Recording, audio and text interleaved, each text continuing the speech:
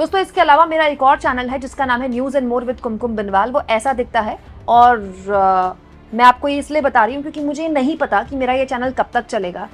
जितना हो सके मेरे दूसरे चैनल को ज़रूर सब्सक्राइब करें दोस्तों, क्योंकि अगर इस चैनल को ब्लॉक कर दिया गया या फिर ये चैनल बंद हो गया तो कम से कम आपको पता होगा कि आप मुझे कहाँ देख या सुन सकते हैं।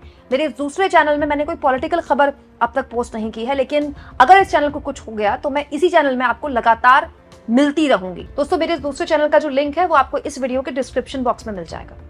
दोस्तों YouTube चैनल 4 PM बैन होने के बाद चैनल सुप्रीम कोर्ट का दरवाज़ा खटखटा चुका है और आज इस मामले में एक बेहद ही महत्वपूर्ण सुनवाई हुई जिसमें सुप्रीम कोर्ट ने केंद्र की सरकार को नोटिस थमा दिया है। इस पूरे मुद्दे पर 4 PM की तरफ से देश के जाने माने वकील कपिल सिब्बल ने अपनी बात रखी और सुनवाई के दौरान जो कुछ भी हुआ जल्दी से मैं आपके सामने हिंदी में रख देती हूँ। दोस्तों आप सब जानते हैं YouTube चैनल 4 PM जिस तरह से बैन किया गया राष्ट्रीय सुरक्षा के नाम पर, तब से लगातार सोशल मीडिया में इसको लेकर काफ़ी चर्चा है और इसको लेकर सुप्रीम कोर्ट के समक्ष चैनल गया था ताकि उसको जिस तरह से ब्लॉक किया गया है वो बैन हटाया जाए। और इस पूरे के पूरे मसले पर आज सुनवाई हुई। मैं आपको बता देती हूँ, जस्टिस BR गवई जो कि आने वाले वक्त में देश के CGI बनने वाले हैं, जस्टिस BR गवई और जस्टिस KV विश्वनाथन की ये बेंच थी। दोस्तों इस पूरे के पूरे मसले पर आज सुनवाई हुई। सुनवाई में चैनल की तरफ से वरिष्ठ वकील कपिल सिब्बल ने चैनल की बात रखी और कहा कि पिटिशनर को यानी कि याचिकाकर्ता को 4 PM को इस पूरे मामले में बैन झेलने से पहले, जब चैनल को ब्लॉक किया गया, ब्लॉक करने से पहले कोई भी जानकारी नहीं दी गई, कोई नोटिस नहीं दिया गया। दोस्तों आगे कपिल सिब्बल ने कहा कि सबसे पहले आप कोई इंटरिम ऑर्डर दे दीजिए।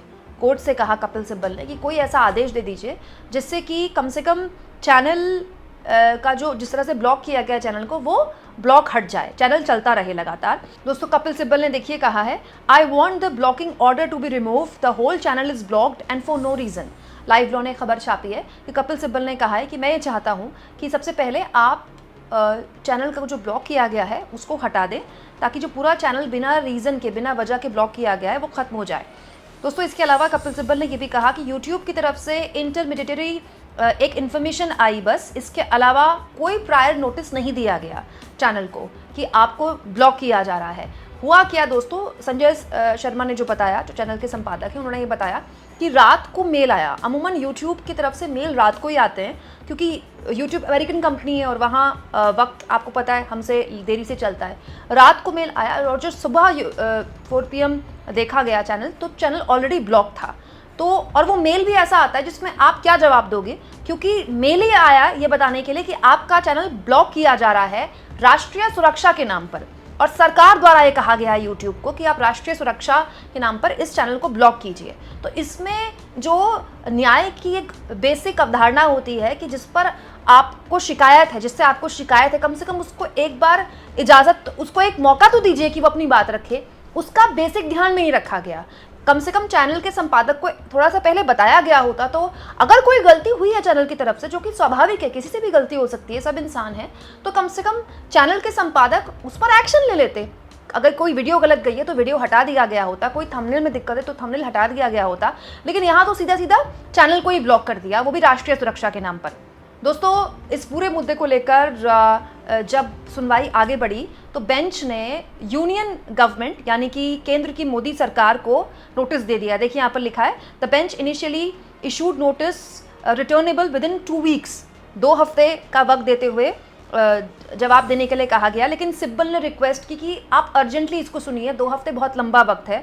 तो उसके बाद अगले हफ्ते की तारीख दे दी गई है, मतलब पहले 2 हफ्ते की तारीख मिल रही थी, अब अगले हफ्ते की तारीख मिल गई है। और इस मामले में यूनियन गवर्नमेंट यानी कि केंद्र की मोदी सरकार को, मिनिस्ट्री ऑफ होम अफेयर्स यानी कि गृह मंत्रालय को और YouTube को, तीनों को नोटिस थमाया गया है, तीनों को नोटिस दिया गया है। मतलब अब उनसे भी पक्ष मांगा जाएगा, क्योंकि दोस्तों अभी तो केवल याचिकाकर्ता सुप्रीम कोर्ट गए हैं, तो सुप्रीम कोर्ट अगर कोई मामला इसमें हमें कोई भी फैसला सुनाएगी तो सबसे पहले इन तीनों पक्षों को सुनेगी ना। तो गृह मंत्रालय को भी नोटिस दिया गया है, यूनियन गवर्नमेंट को भी दिया गया है और YouTube को भी दे दिया गया है। इस पूरे मामले में दोस्तों अब जो भी सुनवाई होगी वो अगले हफ्ते होगी, लेकिन ये महत्वपूर्ण है कि अब इस पूरे के पूरे मसले पर सुनवाई जो है वो एक बहुत इंपॉर्टेंट बेंच कर रही है, जैसे कि मैंने आपको बताया जस्टिस गवई की बेंच है।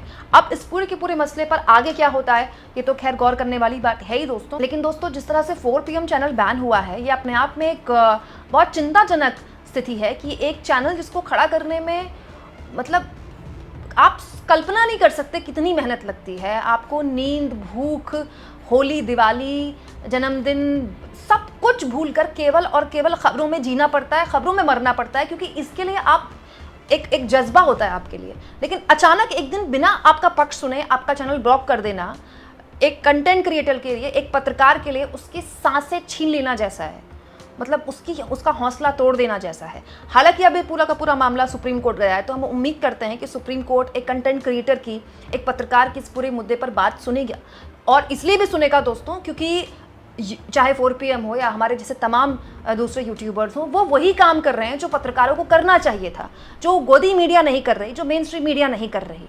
और 4 PM ब्लॉक होने के बाद से लगातार संजय शर्मा यही सवाल उठा रहे हैं अपने दूसरे चैनल्स के माध्यम से, सोशल मीडिया के माध्यम से, क्योंकि वो सरकार से सवाल पूछते हैं और सरकार शुरुआत से उनके चैनल को लेकर बहुत पसंद नहीं करती थी सरकार उनके चैनल को, इसीलिए उनका चैनल ब्लॉक कर दिया गया। ये दावा संजय शर्मा का था। हम उम्मीद करते हैं दोस्तों कि अगले हफ्ते इस पूरे के पूरे मामले में जो नोटिस दिया गया है सरकार द्वारा भी कोई पक्ष रखा जाएगा। हो सकता है कि सरकार के पास अपनी दलील हो इस मामले में कि क्यों ये कार्रवाई की गई 4 PM पे। दोस्तों अब इस पूरे के पूरे मामले में जो भी सुनवाई होगी आगे, हम उम्मीद करते हैं कि वो भी आपके सामने रखें। लेकिन आप लोगों से मेरी बार बार गुजारिश है दोस्तों, जितना हो सके मेरा ये नया चैनल ज़रूर सब्सक्राइब करें, क्योंकि अगर 4 PM ब्लॉक किया जा सकता है तो पता नहीं अगला नंबर किसका है। और इसीलिए इस चैनल के माध्यम से मैं आपको बार बार बता रही हूँ कि अगर भगवान न करे कल को इस चैनल को कुछ हो जाए तो कम से कम आपको ये पता हो कि मैं किस चैनल में आपको दिखूंगी। जो मेरा नया चैनल है दोस्तों, ये कुछ ऐसा दिखता है। इसका नाम है न्यूज़ एंड मोर विद कुमकुम बिनवाल। इस पर मैंने कोई भी पॉलिटिकल खबर नहीं डाली है, लेकिन अगर भगवान न करे कुछ हो गया तो इस चैनल में मैं वही खबरें डालूँ जैसा कि मैं इस चैनल में डालती रही हूँ। और ये बताने का मकसद मेरा ये है कि कम से कम आपको पता हो कि मेरा दूसरा पता कौन सा है।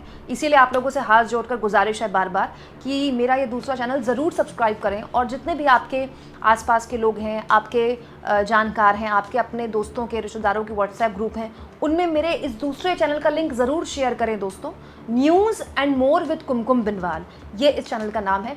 इसके अलावा दोस्तों अगर आप चाहें आज़ाद पत्रकारिता को मेरी बल दे सकते हैं। थैंक्स और ज्वाइन मेरी बार बार गुजारिश होती है दोस्तों, हर वीडियो में आपके पास थैंक्स का ऑप्शन है।